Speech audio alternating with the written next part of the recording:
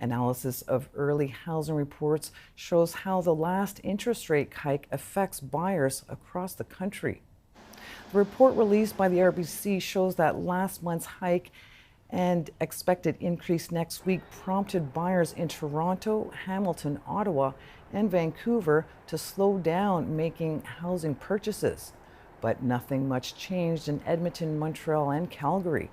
The report shows strong price gains could have spooked some buyers. And all eyes will be on the Bank of Canada this week as they are set to deliver its next interest rate decision on Wednesday.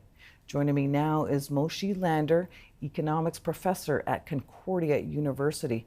Thank you for your time today. So let's start with your expectations of Wednesday's Bank of Canada announcement.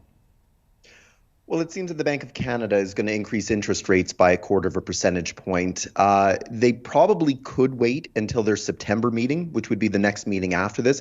But there's so much momentum now for that quarter percentage point increase on Wednesday that if they don't deliver on it, that could actually cause problems when they try and do it in September. So it's almost like they're now backed into a corner where they have to do it. Well, and what will happen if interest rates rise again? Well, if you have a variable rate mortgage, if you have a line of credit, credit card loans, student loans, it's not good news. You're going to have more interest payments to make going forward. That means that your disposable income is now going to have to be allocated more towards interest and less towards other spending, whether that's of a required nature or even a discretionary nature. And so, of course, we're going to hear about more and more Canadians being caught up in hardships. Even if you're renting, it could mean an increase in your rent as landlords need to cover some of their mortgage. And how much of an increase are we looking at? Yeah, I don't think it's going to be more than a quarter of a percentage point. So this is the smallest that the Bank of Canada could do. So even though we've had a lot of increases over the last 18 months, this is a nudge. Rather than last summer, we would have been talking about a full percentage point increase at their meeting around this time. And what could this mean for homeowners already feeling the pressure of increased rates? Well, if you're already nearing your limit, this is the type of time where you want to go to the bank and have an honest discussion with them. I mean, it's not like you can hide it from them. They'll know just as well as you do that you could be in trouble. The last thing that the bank wants at this point is to actually take possession of your home.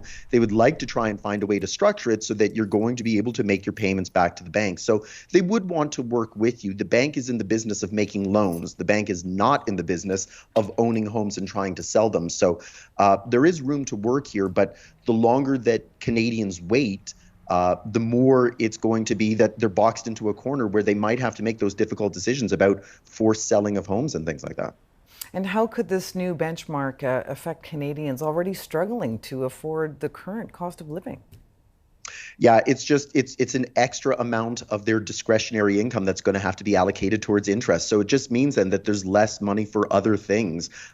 You can go into the boss's office and you can ask for a raise, but the reality is that there too, if you actually succeed in getting a big raise to try and cover these extra costs of living, that itself could become inflationary. That itself could prompt an extra interest rate increase from the Bank of Canada. So it could be an own goal. The best thing right now is figuring out what exactly is essential in your life. You have to buy those things. Everything else needs to be put on hold until you are sure you can afford it.